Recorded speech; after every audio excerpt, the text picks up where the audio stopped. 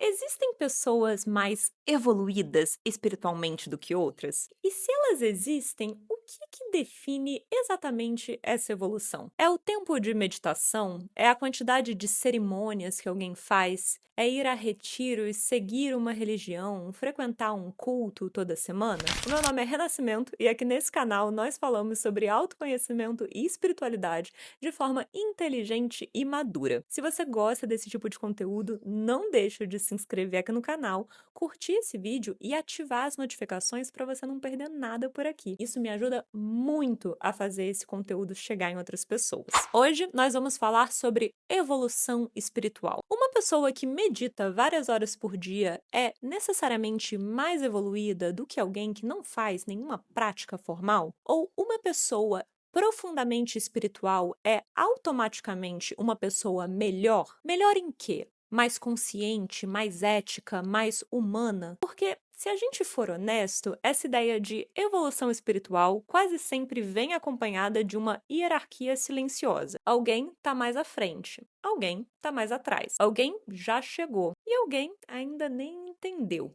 E é exatamente esse critério, ou a falta dele, que eu quero questionar aqui hoje. O que a gente chama de evolução espiritual e o que talvez a gente esteja confundindo com prática, identidade e performance. É sobre isso que a gente vai falar.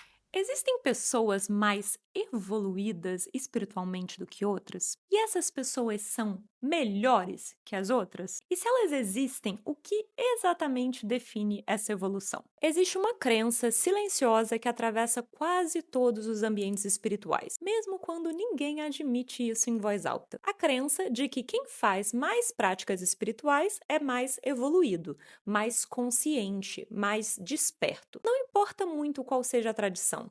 Pode ser meditação, cerimônia, medicinas da floresta, retiros, igreja, yoga, jejum, oração, práticas energéticas. Existe sempre essa ideia implícita de que a frequência das práticas diz muito sobre o nível espiritual da pessoa. Quem medita todos os dias parece estar mais no caminho do que quem não medita. Quem faz cerimônias com regularidade parece estar mais consciente do que quem não faz. Quem frequenta a igreja toda semana parece mais correto, mais alinhado, mais espiritual. E aos poucos, a prática deixa de ser um suporte interno e vira um marcador moral. A espiritualidade começa a funcionar como um currículo invisível, uma espécie de selo que diferencia quem leva isso a sério de quem ainda está perdido, distraído ou inconsciente. E aqui entram duas figuras muito comuns. A primeira é o espiritual performático, o nosso jovem místico, que pode nem ser tão jovem assim. A pessoa que fala a linguagem certa, que usa os termos certos, que tem as práticas certas, mas cuja vida no concreto continua meio desorganizada, conflituosa ou até meio dissociada. A gente também tem o buscador compulsivo, aquele que está sempre indo para a próxima cerimônia, para o próximo retiro, para a próxima técnica, como se a próxima prática fosse finalmente colocá-lo num novo patamar de consciência. No meio disso tudo, a gente ainda tem aquele religioso que confunde frequência de ir à igreja com ética, que acha que ir ao culto, ir à missa ou ir ao templo já é por si só um sinal de evolução, mesmo quando a forma de se relacionar com o outro continua atravessada por julgamento, por culpa e por agressividade. Em todos esses casos, a prática deixa de ser um meio e vira praticamente um distintivo, algo que separa, que hierarquiza, algo que cria uma sensação, às vezes muito sutil, de que uns estão mais evoluídos do que outros. Mas, gente, quando a prática vira critério de valor, a espiritualidade deixa de ser presença e passa a ser performance. O problema é que nesse ponto quase ninguém percebe que está misturando coisas completamente diferentes. Prática espiritual, linguagem espiritual e presença real na vida não são a mesma coisa, mas podem passar a ser tratadas como se fossem. Prática espiritual é aquilo que você faz: meditar, orar, participar de cerimônias, seguir rituais, repetir gestos, manter uma rotina. Isso por si só não diz nada sobre o estado de consciência consciência de alguém. Diz apenas que a pessoa pratica. Linguagem espiritual é aquilo que você fala, as palavras que você usa, os conceitos que você domina, o jeito elevado de explicar a realidade, de nomear emoções, de justificar comportamentos. E muitas vezes essa linguagem cria uma aparência de profundidade, que não necessariamente existe no corpo ou na vida concreta. Já a presença real na vida é outra coisa. Ela aparece na forma como a pessoa lida com o tempo, com o próprio corpo, com dinheiro, com frustração, com conflito, com limite, com responsabilidade. Ela aparece na maneira como alguém se relaciona quando ninguém está olhando, quando não tem ritual, quando não tem discurso, quando não tem palco. Mas o mito da evolução espiritual faz exatamente o contrário. Ele pega prática e linguagem e usa isso como prova de presença, como se fosse possível medir consciência pelo número de práticas, como se falar sobre espiritualidade fosse o mesmo que viver de forma consciente. Como se você ter uma rotina espiritual organizada garantisse maturidade emocional, ética, boas ações, boas práticas. E aí nasce uma separação meio perigosa. A ideia de que existe a vida espiritual, elevada, sutil, especial, e a vida comum, mundana, pesada, o cotidiano. A gente já falou muitas vezes sobre isso aqui no canal, sobre esse perigo da gente separar a espiritualidade da vida cotidiana, como se a espiritualidade acontecesse em momentos específicos do dia, no tapete, no altar, no templo, na cerimônia, e não tivesse acontecendo agora, no corpo que sente, na conta que vence, na conversa difícil, na relação que exige presença. A gente já falou sobre isso muitas vezes aqui, desde o primeiro vídeo do canal. Não existe uma vida espiritual separada da nossa vida normal. Não existe um eu espiritual separado do nosso eu real. Tudo isso existe ao mesmo tempo. A espiritualidade está em tudo, desde a hora que eu acordo até a hora que eu vou dormir, independente se naquele dia eu vou na igreja ou se eu vou no banco pagar conta, se eu vou meditar ou se eu vou almoçar com a minha família. Todos esses aspectos são interconectados. Nós somos isso tudo. A nossa vida espiritual também está presente nos momentos em que a gente sente raiva ou tristeza, nos momentos em que a gente perde a nossa calma ou que a gente não reage da melhor forma diante de algum desafio. E o problema começa exatamente quando prática e linguagem passam a ser confundidas com presença. Quando a pessoa faz um monte de prática espiritual, fala bonito sobre consciência, energia, expansão, mas a própria vida não está de acordo. A pessoa ela vai lá para cima, na cerimônia, na missa, num retiro, numa experiência elevada, tem visões, tem insights, tem sensação de transcendência, mas aí ela volta e não tem ânimo para dar o seu melhor no trabalho, não consegue criar dinheiro de forma saudável, não sustenta boas relações, não cuida do corpo, não consegue estar presente no que é básico. Existe uma distância enorme entre o que essa pessoa vive nos seus momentos espirituais e o modo como ela atravessa o cotidiano. E aí, o que essa pessoa chama de espiritualidade está restrito a uma porção pequena da vida dela, quando deveria atravessar cada segundo. E aqui a gente tem um paradoxo que não dá para ignorar. Do que adianta uma agenda espiritual impecável se a vida concreta continua travada? Do que adianta você participar de cerimônias regularmente, de ir à missa toda semana, se o corpo vive em tensão, exausto, dissociado? Do que adianta você meditar horas por dia se você não consegue sustentar uma conversa difícil, estabelecer um limite claro ou lidar com uma frustração cotidiana? Porque quando a espiritualidade está realmente integrada, ela não aparece só nos momentos elevados, ela aparece em todos os momentos, inclusive naqueles que são desconfortáveis, onde a gente precisa estar presente no dia a dia. Mas às vezes a gente vê o oposto, pessoas extremamente comprometidas com práticas espirituais e profundamente desconectadas da própria vida, desconectadas do mundo material, como se dinheiro, trabalho e sustento fossem uma coisa à parte, desconectada das relações que continuam atravessadas por julgamento, por competição, por ressentimento, por culpa. E aí, as práticas todas começam a funcionar como um refúgio bonito, uma forma sofisticada de fuga. A pessoa está sempre ocupada com algo espiritual, sempre em processo, sempre trabalhando algo, sempre se preparando para o próximo nível, a próxima limpeza, a próxima expansão. E justamente por isso não sobra tempo ou energia para olhar de verdade para aquilo que não está fluindo, para a relação que está falhando, para o conflito que está sendo evitado, para a responsabilidade que está sendo empurrada para depois. A espiritualidade vira um lugar onde a pessoa se sente segura, elevada e validada, enquanto a vida real continua pedindo presença. Isso acontece tanto em contextos mais místicos quanto religiosos. A pessoa que vive de cerimônia, mas não consegue lidar com o próprio cotidiano. A pessoa que vai à igreja toda semana, mas chega em casa e continua falando mal dos outros, criando conflito, vivendo na mesma rigidez de sempre. Nesse ponto, a pergunta precisa deixar de ser quantas práticas você faz, quantas vezes você ora, e passar a ser outra, que é mais desconfortável. A sua espiritualidade está te ajudando a viver melhor ou está te ajudando a se ausentar da vida? Quando a gente fala de espiritualidade, quase sempre tem uma estética que vem na nossa mente. Um cenário específico, uma linguagem específica, um tipo particular de pessoa, alguém que tem tempo para práticas, tempo para encontros, para grupos, para retiros, tempo para manter uma rotina espiritual organizada.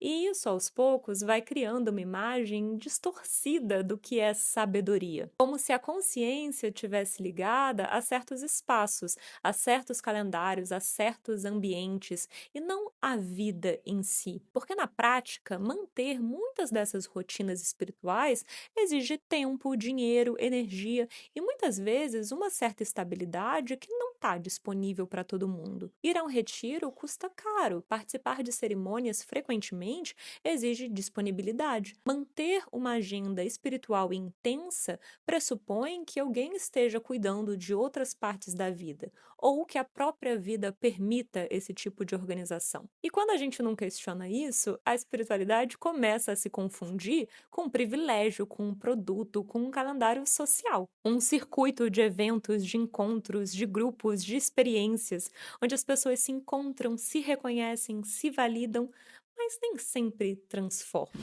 Você quer alguém mais espiritual do que aquele velho que senta no mesmo pedaço de terra há décadas, que não fala sobre consciência, não usa nenhuma linguagem elevada, não explica nada em termos espirituais, mas ele conhece aquele pedaço de chão com a palma da mão. Ele sabe pelo caminho que as formigas estão fazendo, quando vai chover, quando não vai.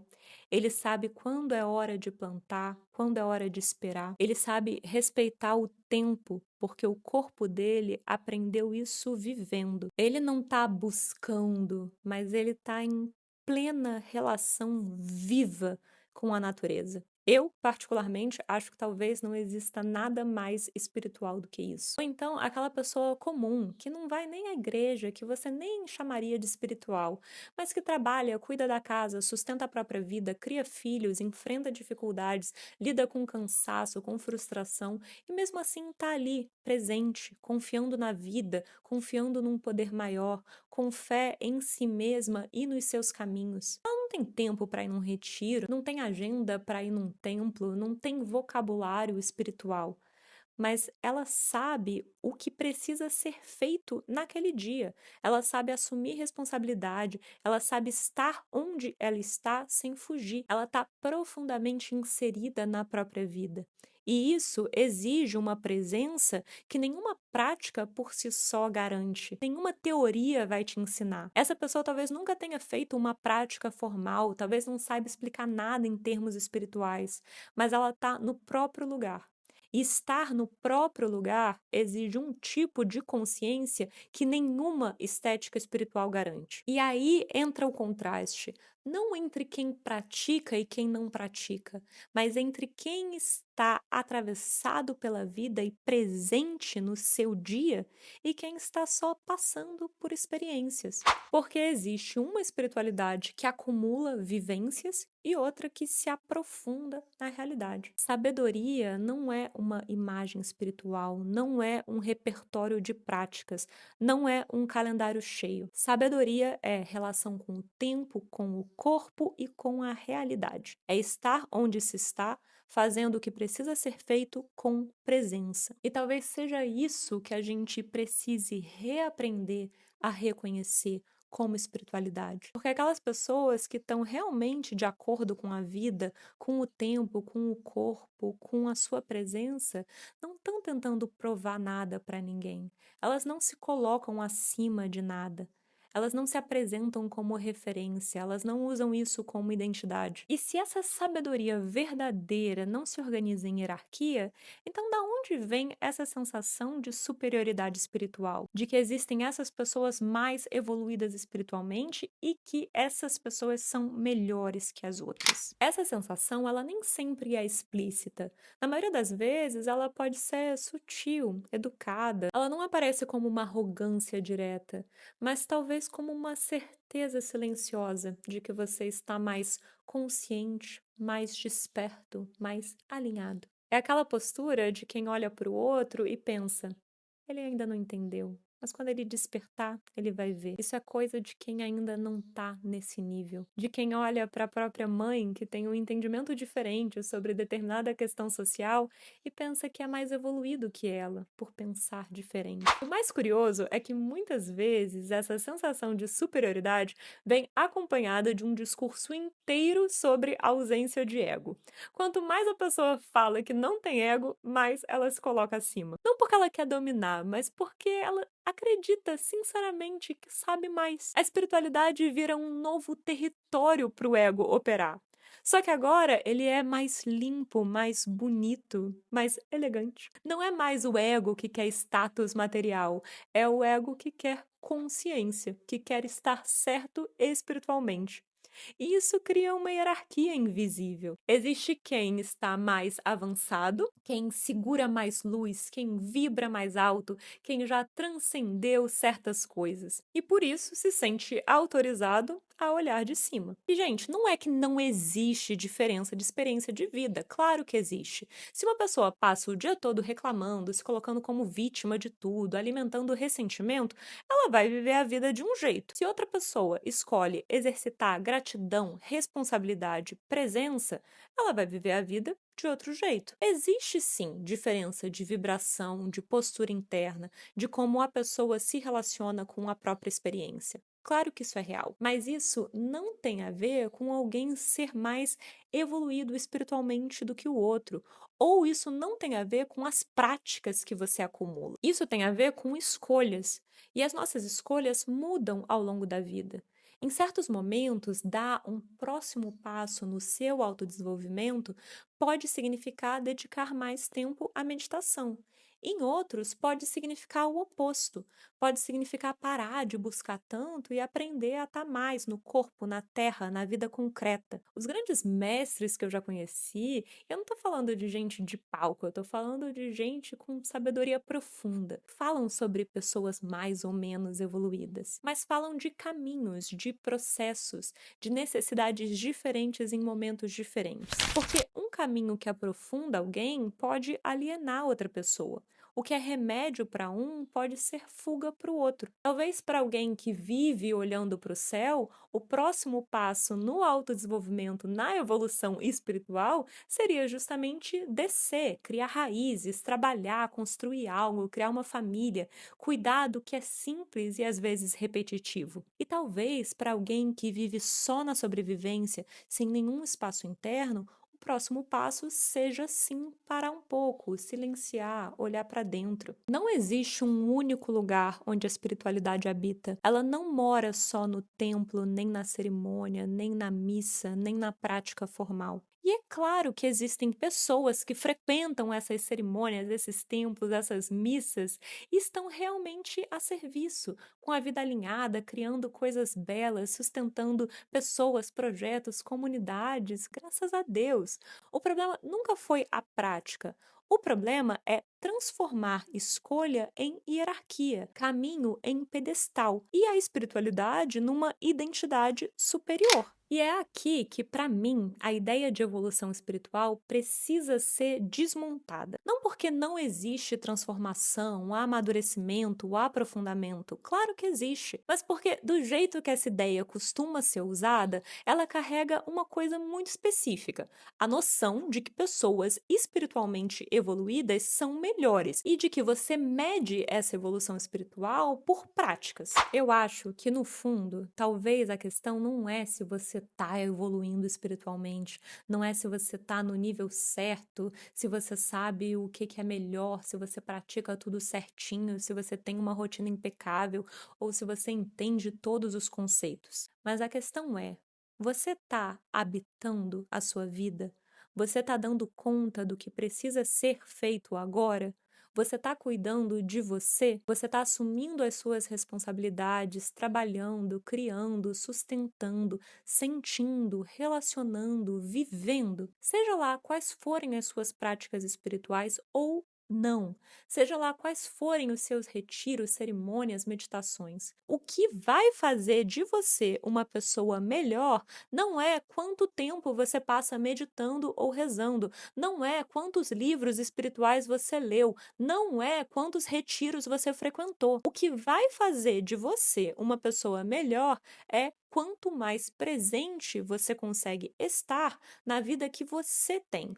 Quanto mais você consegue dar conta de si mesmo, do que é real, do que a vida está pedindo, quanto mais graça, leveza e responsabilidade você consegue trazer para cada momento. Talvez não exista gente mais evoluída. Talvez exista gente mais presente. E talvez isso não tenha nada a ver com rituais, com técnicas ou com fórmulas. Talvez isso seja muito mais profundo, íntimo e não diga respeito a nenhum rótulo, apenas a sua experiência com a sua vida. Me conta nos comentários o que você achou disso tudo. Me conta se você já teve alguma crença a respeito da evolução espiritual que hoje em dia você não tem mais ou que mudou ao longo do tempo. A gente se vê no próximo vídeo.